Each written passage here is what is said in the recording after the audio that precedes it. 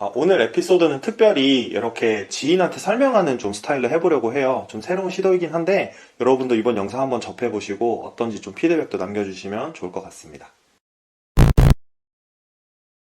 주변에서 들은 네덜란드에서 구직하면서 불법적이거나 아니면 좀 비윤리적인 상황들을 맞닥뜨리는 대표적인 상황들에 대해서 얘기해 줄 수 있을까? 일단 처음으로 얘기하고 싶은 거는 월급을 받고 나서 그 돈을 캐시백을 요구를 하는 경우야. 쉽게 얘기해서 어디 회사 일을 하는데 일을 하고 나면 월급이 나오잖아? 근데 그 월급을 일단 통장으로 보내줘. 근데 보내고 난 다음에 현금으로 일부 금액을 인출을 해서 다시 회사에 이렇게 제출을 하라고 하는 거야. 이런 경우에는 사실 봉급표에도 그렇고, 그 다음에 통장에도 그렇고, 원래 이렇게 계약서상에 받아야 될 금액이 찍히겠지? 근데 실제로는 다시 현금을 빼서 이렇게 주면은 그게 기록이 안 남잖아. 그래서 그거를 예를 들어 뭐 다른 용도로 사용을 한다든지, 고용주가 이제 다시 받은 다음에 개인적인 용도로 사용하는 경우야.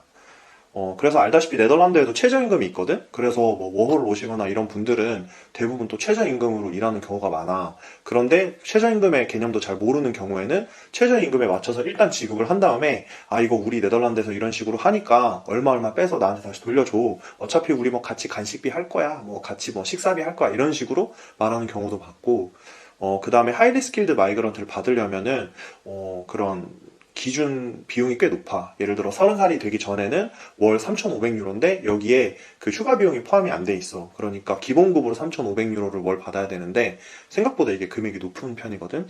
그 다음에 30살이 넘어가면 더 올라가. 그래서 올해 기준으로 한 5,000유로 정도 받아야 되는데 그게 꽤 높으니까 계약서상에는 일단 그렇게 준다고 해놓고 우리가 실제로 뭐 당신 직급에서는 이렇게 못 준다. 근데 하이리 스킬드 마이그런트 제공해줘야 되니까 일단 금액은 맞추고 얼마 이렇게 돌려주면 되겠다. 이런 식으로 하는 거지. 사실 또 이제 네덜란드 취업이 한국 분들이 하는 게 쉬운 편이 아니야. 그렇기 때문에 내가 자주 말씀드리는 뭐 대학교를 졸업하고 나서 하는 경우가 아니면 취업이 힘들어 실제로. 그러다 보니까 고용주 쪽에서 이런 방식으로 합시다라고 하면 이렇게라도 취업을 할 수 있으면 좋겠다 생각하는 경우도 많은 것 같아. 그래서 이렇게 하긴 하는데 엄연히 따지면 이게 불법이기 때문에 분명히 알아야 되고 또 조심해야 되는 부분이야. 내가 최근에 상담한 분도 이런 방식으로 제안을 받았다가 본인 양심에 너무 찔려서 그만둔 경우를 들어봤어. 근데 이게 불법이다 보니까 음, 만약에 나중에 법적으로 문제가 됐을 경우에 음. 내가 거기에 동의했다는 것 자체도 문제가 될까?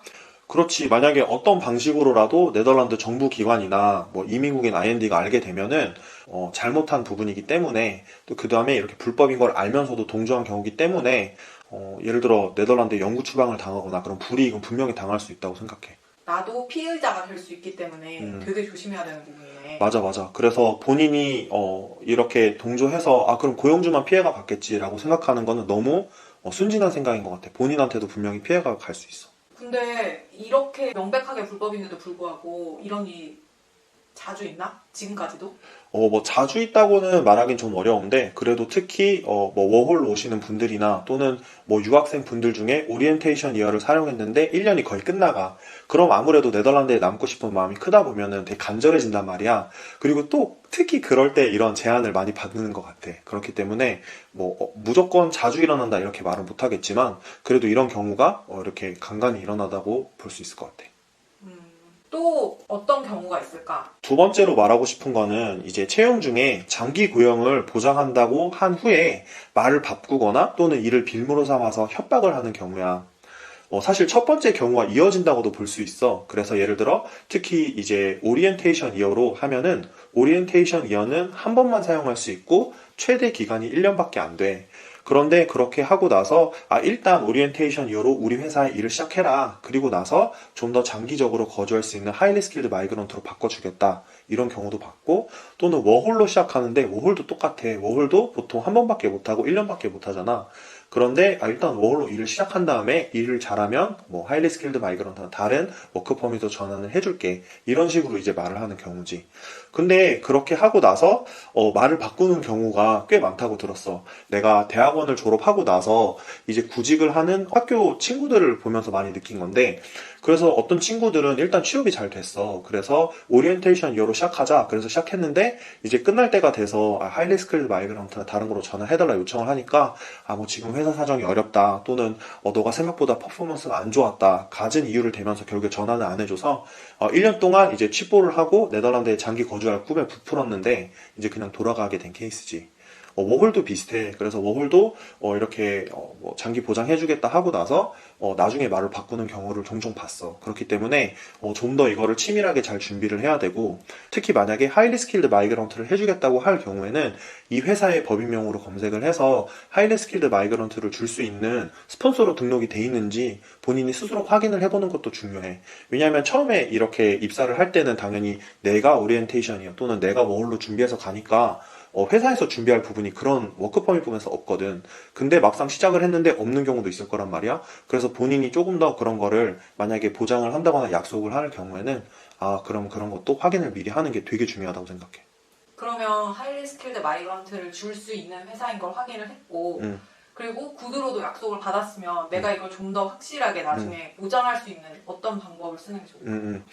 사실 네덜란드에서 구두로 한 약속도 법적 효력이 있다는 말을 많이 하지만 이런 부분에 있어서는 항상 서면으로 많이 남겨놓으라고 얘기를 해. 그래서 만약에 이 회사가 어차피 나를 오리엔테이션이거나 또는 워홀 이후에 어차피 나를 취업을 시켜줄 거면 서면으로 남겨놔도 충분히 당당하게 할 수 있는 부분이라고 생각하거든.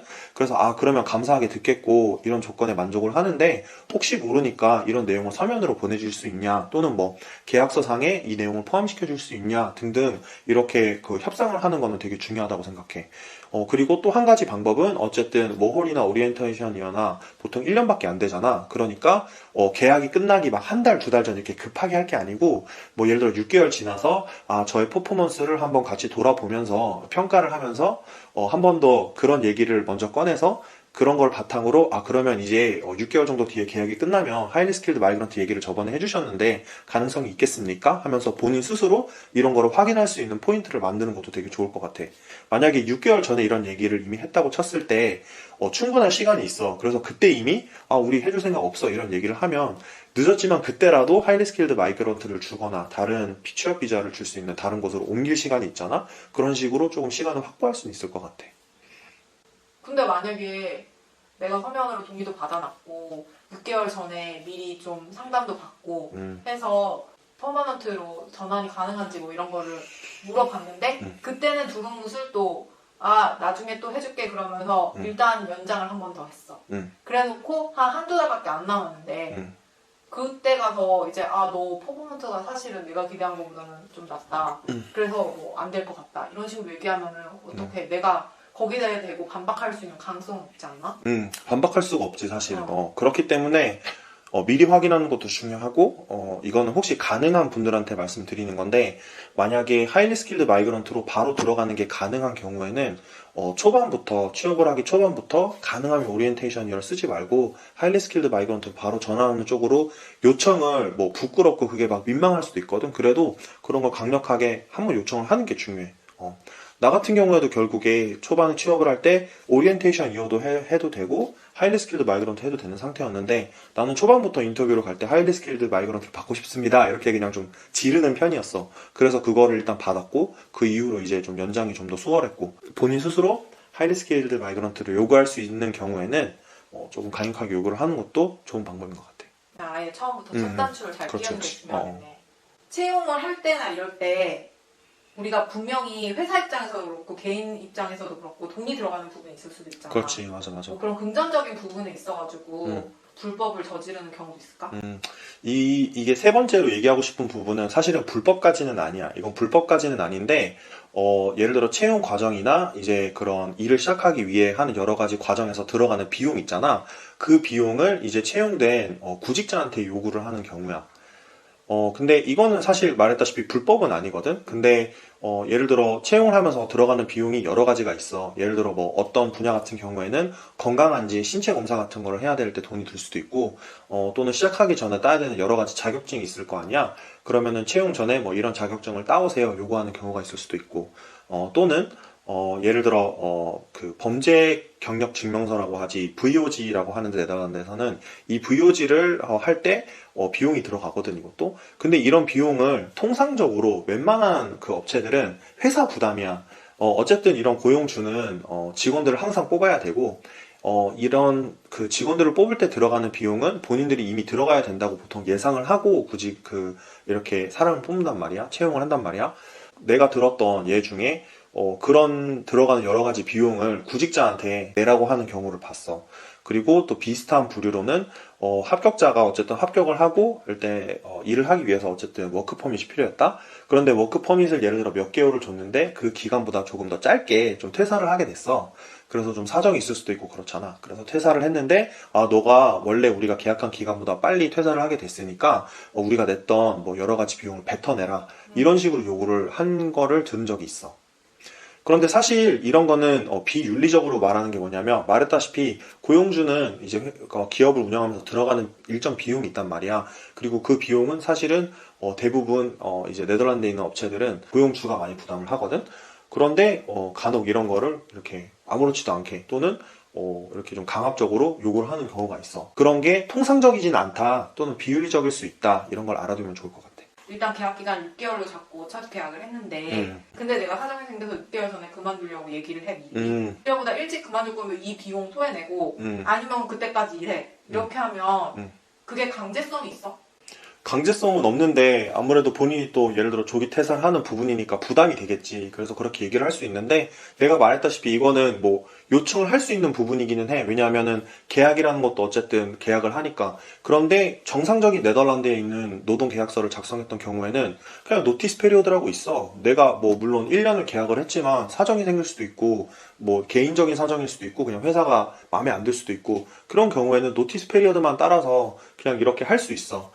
근데 뭐 이런 경우는 있다? 예를 들어 이 사람을 채용한 이후에 조금 비용이 꽤 나가는 뭐 교육과정을 받게 했어. 그런데 그런 경우에는 비용이 예를 들어 뭐 몇천 유로가 들어갔다. 이런 경우에는 보통 이 교육에 관해서도 이렇게 계약서를 따로 작성을 많이 해. 그래서 만약에 너가 어떤 상황이건 본인이 뭐 불가항력적이지 않고 본인이 스스로 좀 일찍 퇴사를 했을 때는 뭐 이렇게 일을 채워야 되는 기간에 어떤 부분 예를 들어 뭐 반밖에 일 안 했으면은 비용의 50% 또는 뭐 이미 80% 일했는데 20%못 채우고 나왔을 경우에는 그 기간에 따라서 전체 교육비의 20%를 내라 이런 경우가 있긴 했어. 그런데 뭐 그런 계약서를 작성하지 않았고 좀 부당하다고 생각하는 경우에는 이거는 협상 가능한 부분이라고 생각해. 그래서 그렇게 요구는 하실 수 있는데 저는 노동계약서상에 있는 노티스 페리드에 따라서 합법적으로 그만둡니다. 그렇기 때문에 좀 이런 비용을 내달라고 하시는 건 부당하다고 생각합니다. 이렇게 얘기를 할 수 있는 부분이라고 생각해. 이제 여기 와가지고 실제로 유학생 신분에는 일을 조금밖에 못 하잖아.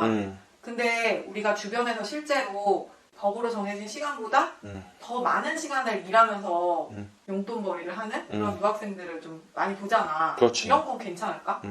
사실 그것도 그 네 번째 말하고 싶은 부분이고 이제 네덜란드 법을 따르지 않는다고 좀 볼 수 있는 부분인데 지금 많은 유학생분들이 알고 있다시피 유학생은 선택을 할 수 있어. 그래서 나는 평소에 매주 16시간 정도에 해당하는 시간을 매주 일하겠다. 또는 그게 아니면 그냥 여름 방학 기간에 풀타임으로만 일을 하겠다. 그 이후엔 안 하겠다. 둘 중에 선택을 할 수 있는 걸로 알고 있어. 그런데 특히 이렇게 주 16시간을 선택한 분들 중에 바쁘니까 좀 더 일을 해달라 또는 뭐 그냥 이렇게 시간 더 일하고 어떻게 할 테니까 좀 더 해달라 이런 경우가 있어. 그런데 정확히 말하면 사실 그건 불법이지. 그래서 유학생 분들도 이제 당연히 뭐 생활비나 또는 뭐 여러 가지 뭐 학비를 벌어야 된다 그런 게 있을 수 있다고 생각해. 하지만 사실은 유학생으로 온 거는 제일 중요한 이유가 공부잖아. 그래서 정부에서 이 시간 이상으로 일을 하면 공부에 방해가 된다. 라는 목적으로 좀 정해놓은 거기 때문에 가능하면 지켜야 된다고 생각해.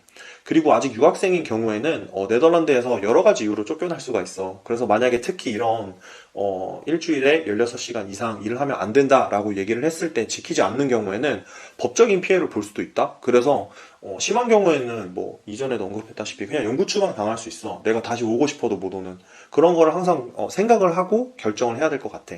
이거는 고용주가 요청을 하는 경우가 있고 일을 하는 유학생분들이 선택을 하는 경우도 있는데 물론 돈도 더 받고 좋고 뭐 그럼 누이 좋고 매부 좋고 이런 분위기겠지만 본인이 그런 거를 했을 때 본인한테 법적인 피해가 가고 유학생활 자체를 망칠 수도 있다. 이런 것도 잘 알고 있으면 좋을 것 같아. 물론 시간도 시간인데 음. 내가 일하는 분야에 따라서 음. 뭐 구체적인 규칙 같은 걸 정해놓은 게 있잖아. 그런 건 어디서 참고하면 좋을까?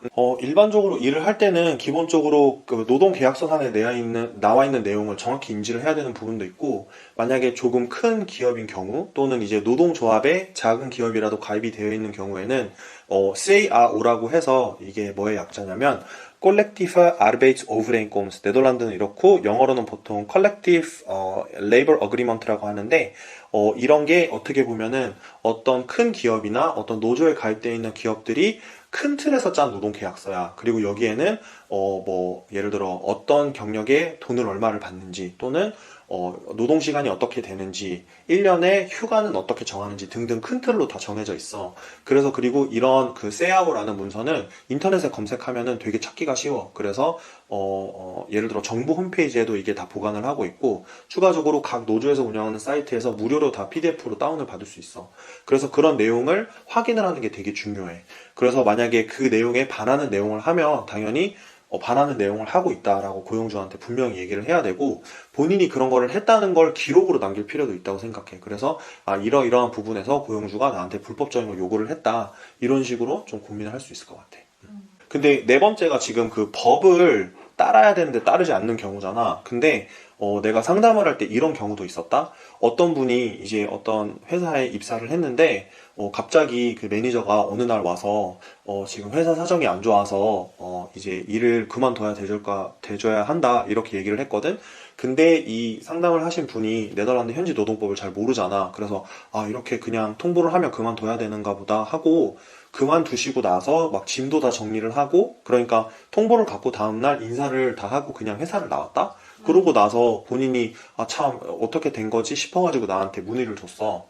그런데 내가 그렇게 말씀을 드렸어. 그거는 사실은 그렇게 뭐 고용주가 통보를 한다고 바로 자를 수 있는 게 아니야. 이게 법적으로도 얘기가 나와 있고, 이게 뭐 이런 홈페이지에서 인터넷에서 되게 쉽게 찾을 수 있는 부분인데, 고용주가 이렇게 계약을 이렇게 종료를 할 때는 정당한 사유가 필요해. 그냥 할 수가 없다. 그렇기 때문에 네덜란드가 사실은 한번 고용이 되면은 웬만하면 자르기도 힘든 부분도 있어. 그래서 정말 회사가 힘들다든지, 또는 이렇게 직원으로 있던 사람이 정말 말도 안 되는 나쁜 짓을 했어. 예를 들어 뭐 성희롱이 될 수도 있고, 뭐 회사 공금 횡령이 될 수도 있고, 그런 심한 일을 하지 않는 이상 특별한 이유 없이 자를 수 없어. 그렇기 때문에 뭐 여러 가지 이유가 됐건 어쨌든 자를 때 바로 자를 수도 없고, 만약에 잘라야 될 경우에도 보통 한두 달 전에 미리 통보를 해줘야 돼. 그래서 여러 가지 법을 비춰봤을 때 그냥 회사 사정이 어려워서 나가주세요 라고 해서 바로 자를 수가 없어. 그래서 내가 이렇게 조언을 드린 게, 그렇게 이렇게 자를 수가 없다. 그렇기 때문에 사실은 그 실제로 잘라야 되는 기간이 한 달 정도 될 거 아니야. 그렇기 때문에 그 일을 그만둔 기간부터 한 달 정도의 월급을 달라고 요구를 해라, 이렇게 했거든. 그래서 확인을 해보니까 내 말이 맞았던 거야. 그래서 그 회사에서도 인정을 하고 일단은 그 한 달에 해당하는 월급을 주고 이렇게 잘 해결이 됐던 걸로 알고 있어. 그래서 고용주가 말한다고 다 맞는 게 아닐 수도 있다. 그렇기 때문에 그렇게 말했다고 당장 그거에 대해서 뭐 수긍을 한다든지 그러면 안 되고, 본인이 생각할 때 이게 맞나? 또는 이게 의심이 된다, 그렇게 할 경우에는 이런 쪽으로 나한테 연락을 주면 이렇게 내가 조금 도움을 드릴 수 있는 부분이라고 생각해. 지금 말한 케이스는 네덜란드에 있는 한국 지사였던 거야? 맞아. 사실은 한국계 업체에서 있었던 일이고, 그 통보를 한 분은 심지어 HR 부서도 아니었어. 그냥 실무자였고, 그래서 이렇게 통보를 했는데 내가 이렇게 그렇게 한번 확인을 해보시라 하고, 그 한국계 회사 HR팀에서 확인해 보니까 자기들이 실수를 했던 거지. 그래서 그렇게 인정을 하고 이렇게 돈을 돌려준 케이스야. 그래서 한국계 회사에 이런 일이 있을 수도 있고, 추가적으로 오히려 뭐 네덜란드계나 다국적 기업에서도 이 한국 사람이 잘 모르니까, 또는 뭐 이렇게 좀 영세한 뭐 식당이 될 수도 있고, 뭐 작은 가게가 될 수도 있고, 그런 경우에는 이 한국 사람이 잘 모르겠지, 그래서 그냥 말을 안 해주고 이렇게 강압적으로, 또는 그냥 설명 없이 이렇게 할 수도 있다고 생각해, 조치를. 그렇기 때문에 뭐 어떤 상황이 됐건 좀 부당한 일을 당한다고 생각하는 경우에는 조심해야 되고 좀 확인을 해야 될 필요가 있을 것 같아. 뭐 네덜란드에서 구직하면서 음. 있을 수 있는 불법적인 상황, 또 비윤리적인 상황들에 대해서 좀 얘기를 해봤는데, 이런 부분을 사전에 방지하거나 아니면 혹시 이런 상황을 맞닥뜨렸더라도 지혜롭게 해결할 수 있는 방법들은 뭐가 있을까? 만약에 일단 회사에 지금 아직 구직을 하고 있고 입사를 하기 전이라고 생각해보자. 그런 경우에는 이런 부당하거나 뭐 불법적인 일을 당한다고 생각을 했을 때 가능하면 협상 같은 걸 통해서 잘 해보고, 만약에 협상이 잘 안 되면 개인적으로는 이 회사는 아무리 아까워도 내가 상황이 간절해도 안 하기를 좀 추천을 해. 왜냐하면 하지 말라.